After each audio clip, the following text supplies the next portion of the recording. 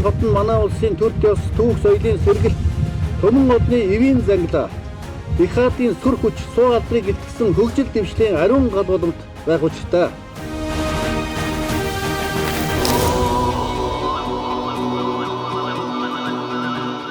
Өнөөдөр бол их сайхан түүхэн өдөр. Та бид нар бүгдээрээ одоо Монголын түүхийн одоо гэрч болж өнөөдөр энэ чинь хамтдаа байна. Өнөөдөр бол одоо бидний өвөг дээдсийн байгуулсан Эзэн Чингис хааны зарлиг буулгаж байгуулсан одоо хар хором хотыг сэргээн босгох энэ агуу том үйл хэрэг өнөөдөр ингээд ажил нь албан ёсоор эхэлж байгаа юм.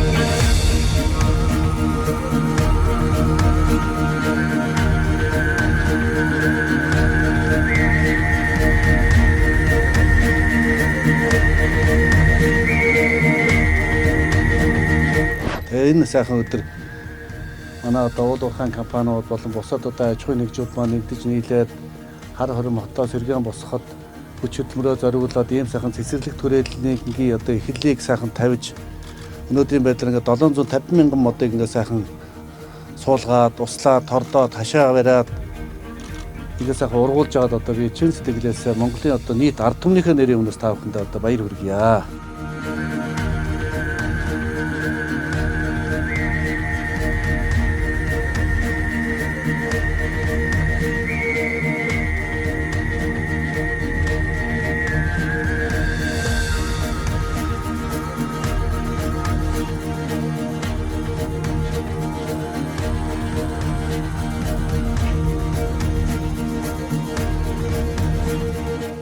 Энэ хар хором хот бол одоо бидний эртний нийслэл, дэлхийн нийслэл байсан.